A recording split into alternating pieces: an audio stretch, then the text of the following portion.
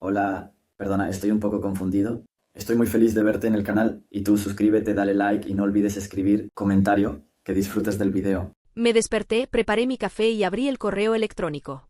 Lo que vi me hizo reír en voz alta. Hola, soy Laura. Nunca pensé que mi matrimonio terminaría así, pero aquí estamos. Esa mañana, mientras disfrutaba mi café matutino, revisé mi bandeja de entrada y ahí estaba, un correo de mi esposo Marcos con los papeles de divorcio. Adjunto, una foto de él con una chica de 23 años, en nuestra casa de vacaciones. Como si eso no fuera suficiente, el mensaje decía: es hora de seguir adelante. No hagamos esto difícil. Me quedé mirando la pantalla por unos segundos, esperando sentir algo. ¿Dolor? ¿Ira? ¿Tristeza? Pero lo único que sentí fue una calma extraña, una especie de alivio frío. Y luego, de forma inesperada, una carcajada salió de mi boca. No porque me pareciera gracioso, sino porque Marcos realmente creía que esto sería así de fácil. El café aún estaba caliente en mis manos cuando volví a mirar la foto. Nuestra casa de vacaciones. No una habitación de hotel. No un apartamento alquilado. No. Mi casa. Y ahí estaban ellos dos sonriendo con el mar de fondo como si estuvieran en su propio paraíso privado. Pero Marcos tenía un problema. No recordaba que la casa estaba a mi nombre. Años atrás, cuando compramos la propiedad, él insistió en que pusiéramos ambos nombres en la escritura, pero por temas fiscales y por una jugada inteligente de mi parte, la casa quedó exclusivamente bajo mi titularidad. Un detalle que, aparentemente, mi querido esposo había olvidado en su entusiasmo por empezar su nueva vida. Así que terminé mi café con calma, me estiré con una satisfacción que no había sentido en meses y tomé mi teléfono. Primero bloqueé su número.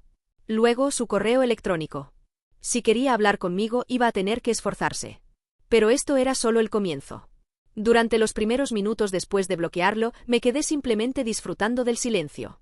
La casa estaba tranquila, sin el sonido de su voz o sus pasos. Se sentía bien. Había pasado años con él, aguantando sus desplantes, sus ausencias, su indiferencia progresiva. Pero ahora todo era diferente. Mi primer impulso fue llamarle a gritos, exigirle explicaciones, insultarlo, pero no. Marcos era un hombre acostumbrado a manipular y controlar la narrativa. Si le daba una reacción explosiva, se sentiría en control. Pero si lo dejaba en la incertidumbre, si lo ignoraba por completo, eso lo mataría por dentro. Me dirigí a mi computadora, abrí la carpeta de documentos legales y localicé la escritura de la casa. Ahí estaba mi nombre, claro y sin discusión. Imprimí una copia y la dejé sobre la mesa de la cocina mientras me servía otro café. Ahora venía la mejor parte, decidir qué haría con esta información. La primera idea que cruzó por mi mente fue manejar hasta la casa de vacaciones y sorprenderlos en persona. Pero no. Eso era demasiado simple. Marcos no se merecía un escándalo de película, sino algo mucho más sutil. Algo que lo hiciera dudar de cada decisión que había tomado en los últimos meses. Así que opté por otro camino, Camila. No sabía mucho de ella, pero suponía que, como cualquier persona joven, tendría redes sociales activas. Y, efectivamente, encontré su perfil en menos de 5 minutos. Fotos con filtros, selfies en la playa, cenas elegantes, y entre ellas varias imágenes de mi casa. Había una reciente publicada hace apenas unas horas. Camila, sentada en la terraza con la descripción: nuestro paraíso privado. Te amo, mi rey. Reí por lo bajo. Oh, Camila, no tenías ni idea de en lo que te habías metido. Tomé un sorbo de café y escribí un mensaje simple: hola Camila, ¿sabías que la casa en la que estás es mía? Me acomodé en mi silla y esperé. Esto iba a ser divertido. El silencio es un arma poderosa. Marcos aún no lo sabía. Después de bloquearlo, dejé mi teléfono boca abajo sobre la mesa y respiré profundamente, sintiendo una calma que no había experimentado en mucho tiempo. No respondí nada, no intenté llamarlo, no le envié un correo de regreso, no hice absolutamente nada que le diera la mínima señal de que me había afectado su mensaje. Sabía que le esperaba una explosión, algún grito, alguna súplica, pero lo que le di fue exactamente lo contrario, un silencio absoluto que se sentiría como un golpe directo a su ego. Marcos era un hombre que siempre había necesitado el control sobre las situaciones, sobre las personas, sobre mí. Durante años, me acostumbré a verlo manejar conflictos con su frialdad calculadora, con sus frases medidas, con su habilidad para girar las cosas a su favor. Pero esta vez, él no tenía el control de nada. Yo tenía la ventaja, y él ni siquiera lo sabía todavía. Me levanté de la mesa con calma, tomé mi taza de café y me dirigí al escritorio donde guardaba mis documentos importantes. Entre carpetas y papeles, saqué la escritura de la casa de vacaciones, esa misma en la que Marcos y su novia estaban ahora mismo disfrutando su pequeño paraíso privado. Leí el documento con atención, aunque no necesitaba hacerlo porque ya conocía cada detalle. La propiedad estaba únicamente a mi nombre, sin ninguna atadura legal que permitiera que Marcos reclamara derechos sobre ella. Con una sonrisa satisfecha, marqué el número de mi abogado. La llamada no tardó en conectar, y después de un par de saludos formales, le expliqué la situación con la calma de alguien que sabe que la victoria está garantizada. Mi abogado confirmó lo que yo ya sospechaba: Marcos no tenía derecho alguno a estar en la casa, mucho menos a llevar a otra persona a vivir allí sin mi consentimiento.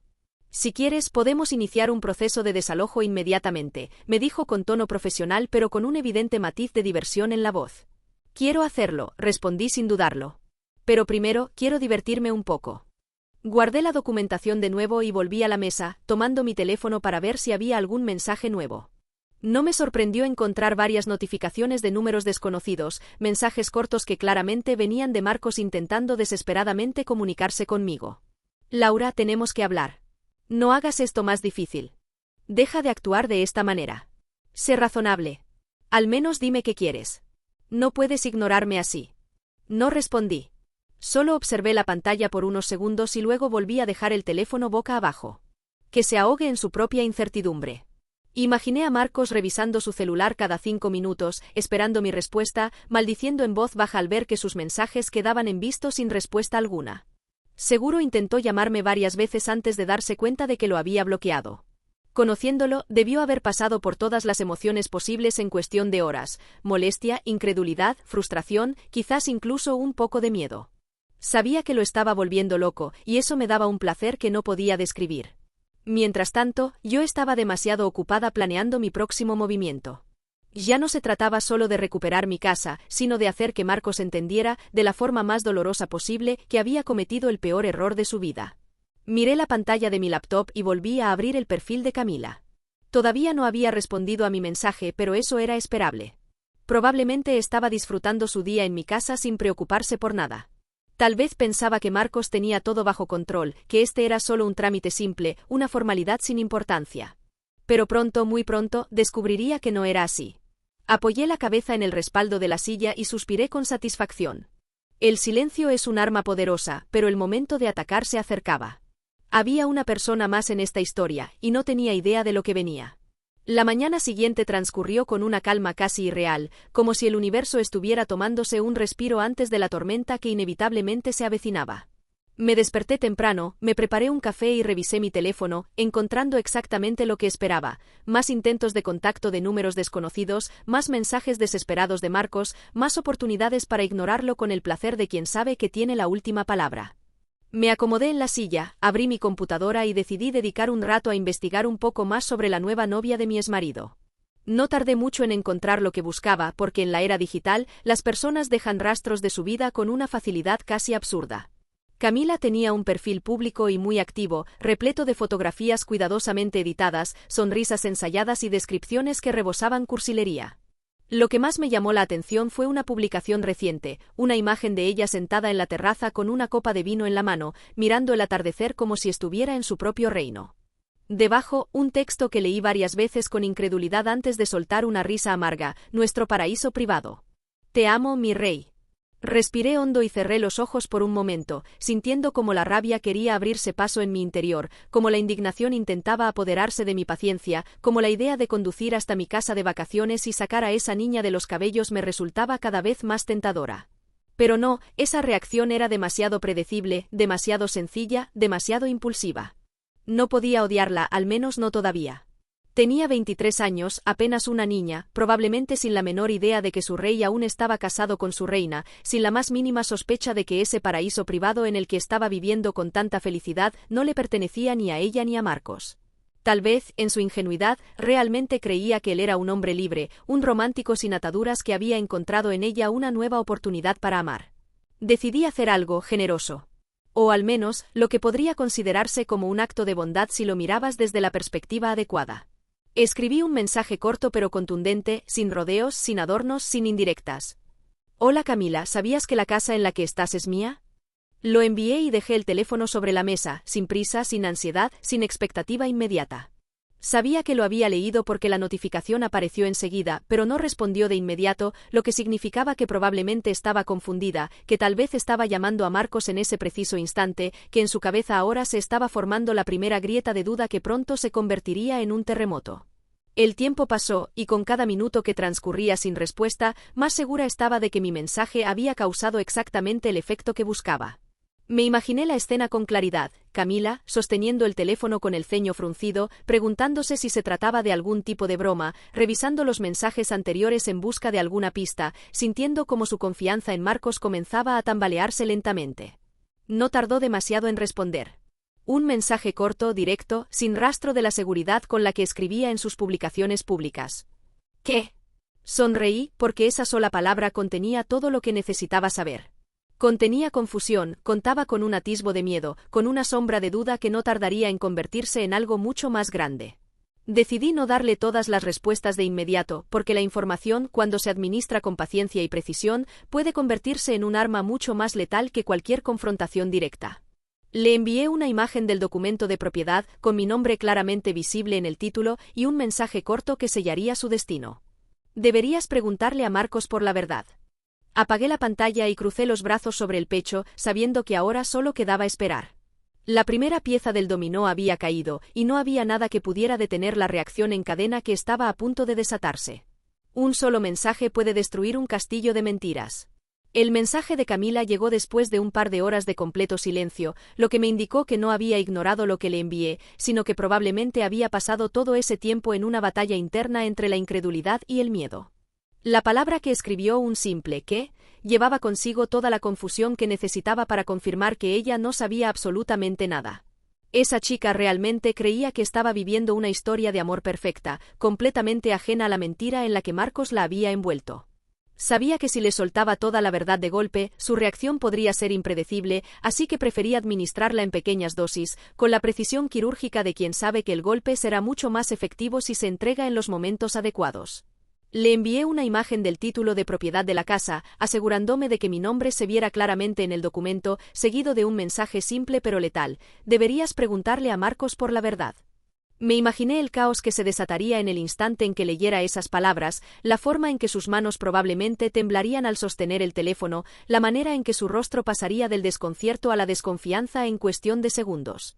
Imaginé la escena con tanta claridad que casi podía escuchar el tono agitado con el que llamaría a Marcos, la desesperación en su voz al exigirle una explicación, el momento exacto en que el hombre que había construido toda esa farsa se daría cuenta de que su castillo de arena se estaba desmoronando frente a sus propios ojos. El tiempo transcurrió con una lentitud deliciosa, cada minuto sin respuesta de Marcos era una confirmación de que las cosas no estaban saliendo como él esperaba. Y entonces finalmente sucedió. Mi teléfono vibró con una llamada de un número desconocido, el tipo de número que solo usa alguien que ha sido bloqueado y está tratando desesperadamente de comunicarse de cualquier forma posible. Observé la pantalla sin ninguna intención de responder, disfrutando la sensación de tenerlo en una posición de total desesperación. A los pocos segundos comenzaron a llegar mensajes desde otro número, cada uno más frustrado que el anterior, cada uno más ansioso por arrancarme alguna reacción. Primero fue un simple «Laura, ¿qué hiciste?», como si todavía no pudiera creer que estaba perdiendo el control de la situación. Luego vino otro, cargado con el tono de alguien que sabe que está perdiendo una batalla que no pensó que tendría que pelear: «No puedes hacer esto». Sonreí mientras leía cada palabra, sintiendo la satisfacción crecer en mi interior, porque la verdad era que sí podía hacerlo y lo estaba haciendo de la mejor manera posible. Y justo cuando pensaba que su desesperación no podía ser más evidente, llegó el mensaje final, el que me dejó absolutamente claro que Marcos había comprendido que no tenía escapatoria. «Hablemos». No respondí porque no había absolutamente nada que decir. Ya no era mi problema si su novia le estaba exigiendo explicaciones, si estaba enfrentando las consecuencias de su propia mentira o si finalmente estaba entendiendo que su plan de empezar una nueva vida a mis espaldas no estaba funcionando como lo había imaginado. Yo no tenía ninguna intención de darle la oportunidad de manipular la narrativa a su favor, de hacerme creer que había alguna razón válida para lo que hizo, de tratar de convencerme de que él tenía derecho a algo que nunca le perteneció. Me levanté de la silla con calma, sintiéndome más liviana que nunca, sabiendo que la mejor parte aún no había comenzado. Porque hasta ahora todo lo que había hecho era sembrar la duda, encender la chispa que iniciaría el incendio. Pero lo que venía después, lo que tenía planeado hacer a continuación, sería lo que realmente terminaría de destruirlo. A veces todo lo que necesitas es una pequeña chispa para incendiar un imperio. La noche transcurrió con una tranquilidad que contrastaba con la tormenta que seguramente estaba desatándose en la casa de vacaciones, ese mismo lugar donde Marcos había imaginado que viviría su nueva historia de amor sin interrupciones ni consecuencias. Mientras él intentaba apagar el fuego que había encendido con sus propias mentiras, yo ya estaba planeando mi próximo movimiento con una precisión quirúrgica. Sabía que cada paso debía ser calculado, que no podía permitir que el más mínimo error le diera la oportunidad de contraatacar, así que hablé con mi abogada para confirmar lo que ya sospechaba. Legalmente, tenía todo el derecho de echarlos de la propiedad sin previo aviso ni explicaciones. Con esa certeza en mente, marqué el número de un cerrajero de confianza, uno que ya había contratado en el pasado y que sabía que no haría preguntas innecesarias. Le expliqué que necesitaba cambiar todas las cerraduras de una propiedad lo antes posible y que el trabajo debía hacerse de inmediato. No le di más detalles, no le mencioné que había un hombre que hasta hacía poco era mi esposo viviendo en la casa con una mujer que creía que todo le pertenecía, porque en realidad no importaba.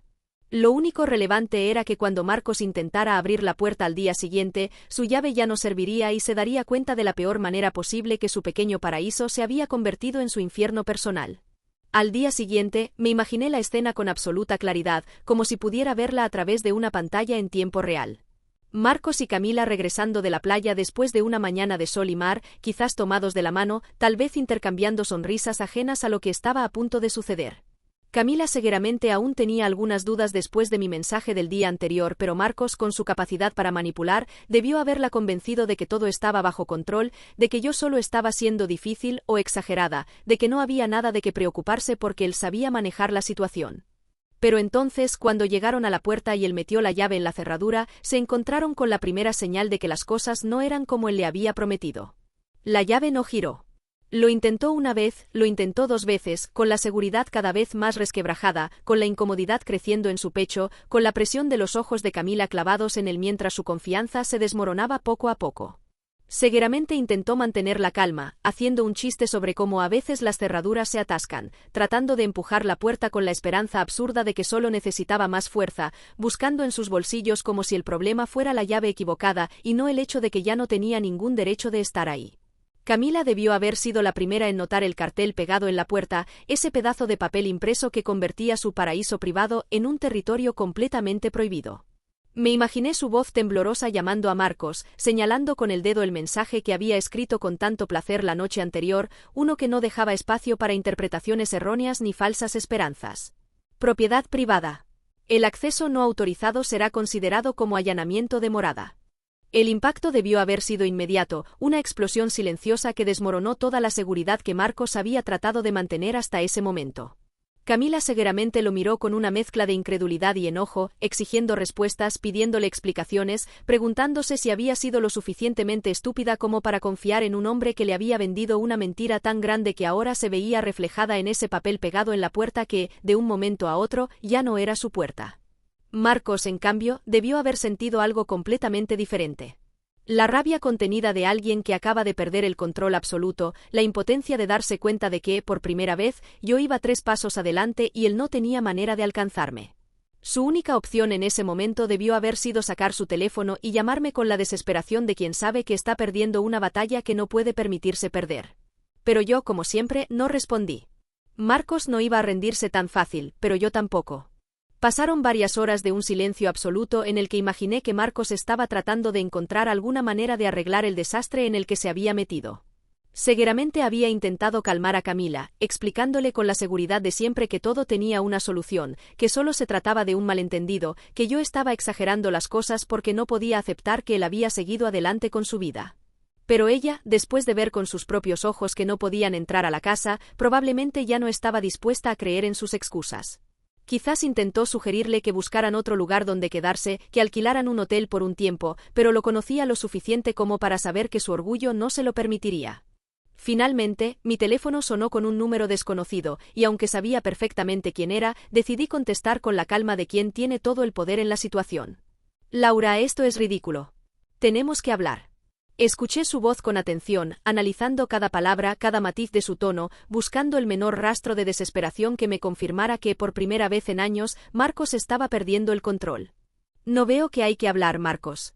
Es mi casa. Tú y tu novia son invasores. No intenté suavizar mis palabras, no traté de darle una salida fácil, no le di ni un solo resquicio para que pudiera manipular la situación a su favor. Sabía que él estaba acostumbrado a hablar con la autoridad de alguien que cree que puede salirse con la suya, pero esta vez, por más que intentara aparentar seguridad, su voz no tenía la misma firmeza de siempre. No tienes derecho a hacer esto. Ahí estaba, el tono molesto de un hombre que no soporta sentirse vulnerable, la rabia contenida de quien acaba de recibir un golpe donde más le duele. De hecho, sí lo tengo.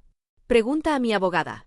El silencio que siguió a mis palabras fue música para mis oídos, porque sabía exactamente lo que estaba ocurriendo en su cabeza en ese momento. Marcos estaba buscando alguna respuesta, alguna frase que pudiera decirme para hacerme dudar, para hacerme creer que había cometido un error, para convencerme de que aún tenía algo de control sobre la situación. Pero no había nada que pudiera decir porque él sabía la verdad, sabía que no tenía derecho a estar en esa casa y que cualquier intento de desafiarme solo lo hundiría más. Finalmente, soltó un suspiro frustrado y trató de recuperar la compostura, volviendo a ese tono arrogante que siempre había utilizado cuando quería imponer su voluntad sobre mí. Me quedaré en un hotel, pero esto no ha terminado. Su amenaza velada me hizo reír suavemente, porque él aún creía que tenía alguna oportunidad de ganar esta guerra. Oh, créeme, apenas está empezando.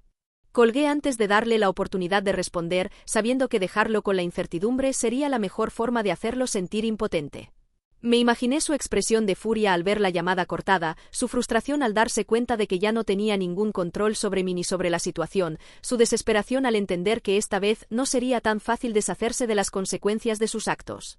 Sabía que Marcos no se rendiría fácilmente, que intentaría encontrar alguna manera de revertir la situación, que haría todo lo posible por recuperar algo del poder que había perdido.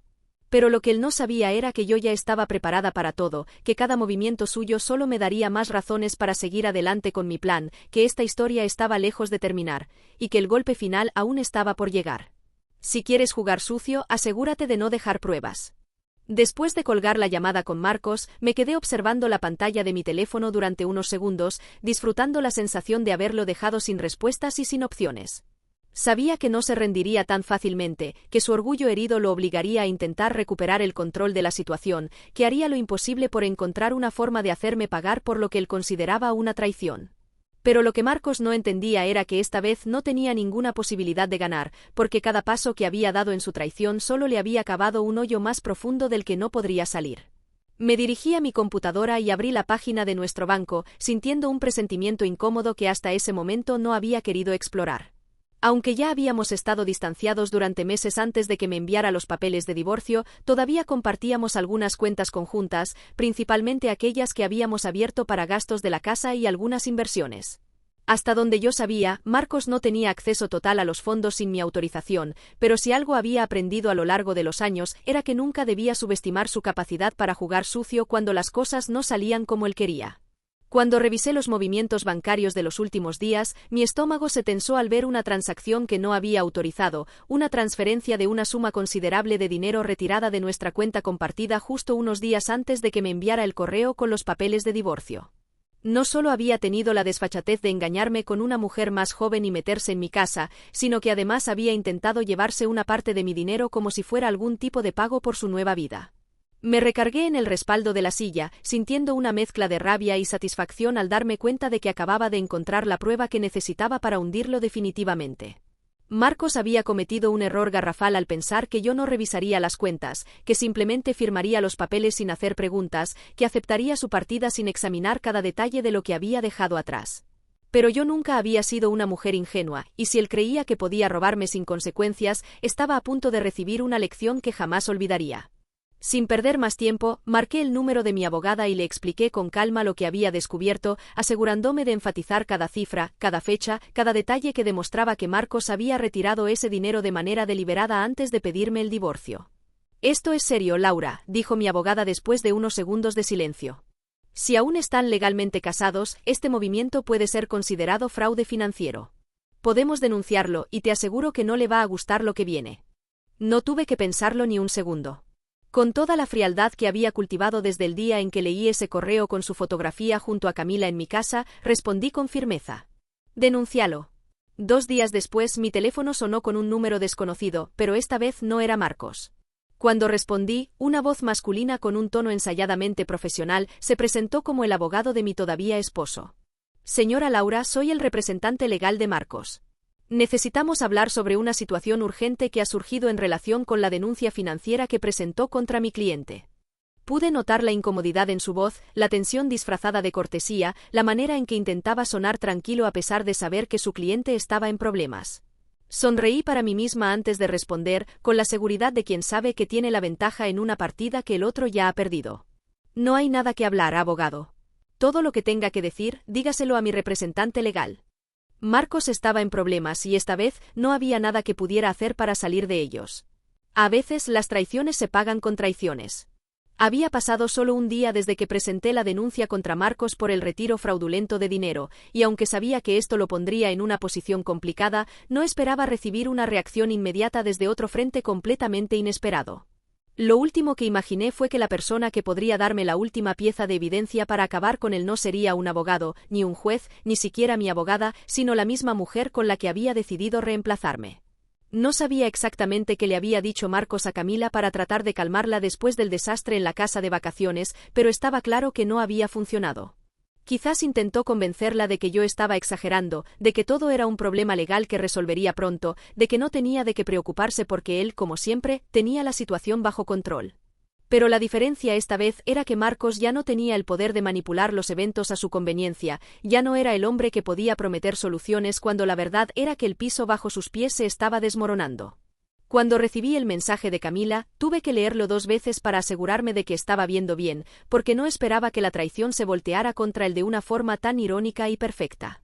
Laura, lo siento. No sabía nada de esto. Me dijo que estaba divorciado hace años. No respondí de inmediato porque quería asegurarme de entender cuál era su verdadero propósito al contactarme. Tal vez solo buscaba desahogarse, tal vez solo quería limpiar su conciencia o quizás ya había empezado a ver a Marcos por lo que realmente era y quería vengarse por haberla usado en su juego de mentiras. Fuera cual fuera su intención, decidí esperar y ver hasta dónde estaba dispuesta a llegar. No tuve que esperar mucho, porque apenas unos minutos después de su primer mensaje, me envió algo que de inmediato me hizo sonreír con satisfacción. Eran capturas de pantalla de sus conversaciones con Marcos, pruebas escritas de cada promesa que le había hecho, cada mentira que le había contado, cada intento de convencerla de que estaba libre para empezar una vida juntos cuando la verdad era que aún estaba legalmente casado conmigo. En los mensajes, Marcos la tranquilizaba con una seguridad absurda, diciéndole que yo ya no era un problema, que nuestro matrimonio había terminado hacía mucho tiempo, que la casa de vacaciones era un lugar en el que podían estar sin preocupaciones porque todo estaba arreglado. Era justo lo que necesitaba para terminar con esto. Las pruebas que Camila me había dado eran más que suficientes para demostrar que Marcos había actuado con premeditación, que había planeado su traición desde mucho antes de enviarme los papeles de divorcio, que había engañado no solo a mí sino también a ella para salirse con la suya. Respiré hondo y escribí una respuesta sencilla, una que dejaba claro que sabía exactamente qué hacer con la información que me había entregado. Gracias, Camila. Esto me será muy útil. Sabía que Marcos estaba a punto de aprender una lección que jamás olvidaría, porque si algo tenía claro en ese momento, era que no había nada más peligroso que una mujer herida con todas las pruebas necesarias para destruirlo por completo. Marcos pensó que se saldría con la suya. Se equivocó. Después de recibir las capturas de pantalla de Camila y revisar cada mensaje con una precisión quirúrgica, supe que tenía en mis manos la pieza final que necesitaba para acabar con cualquier intento de Marcos de salirse con la suya. Las pruebas eran claras, detalladas y contundentes, mostrando sin margen de duda que había actuado con premeditación, que había engañado no solo a mí sino también a Camila, que había planeado su nueva vida con la certeza arrogante de que nunca tendría que enfrentar consecuencias por sus acciones. No perdí tiempo y le envié toda la información a mi abogada, quien después de un breve análisis confirmó lo que ya sospechaba. Con esto, podíamos acorralarlo legalmente de una manera que haría imposible que intentara negociar a su favor. La denuncia financiera ya lo había puesto en una posición complicada, pero ahora, con estas pruebas en su contra, su única opción real era rendirse antes de que la situación se volviera aún peor para él. No me imaginaba exactamente cómo estaba manejando todo este desastre, pero lo conocía lo suficiente como para saber que su orgullo debía estar destrozado, que probablemente estaba pasando de la rabia a la desesperación en cuestión de minutos, que debía estar maldiciendo cada mala decisión que lo había llevado hasta este punto. Había construido toda su mentira con la certeza de que nunca sería descubierto, pero ahora todo se desmoronaba frente a él sin que pudiera hacer absolutamente nada para detenerlo. Mi abogada no perdió tiempo y lo contactó directamente con una oferta que no podía rechazar, pero que seguramente le dolió más que cualquier otra cosa en este proceso. O firmas el divorcio sin pedir ni un centavo, o llevamos esto a juicio. Sabía que Marcos nunca había imaginado que terminaríamos en este punto, que en su mente yo simplemente aceptaría su traición con resignación, que me quedaría llorando en un rincón mientras él comenzaba su nueva vida sin mirar atrás.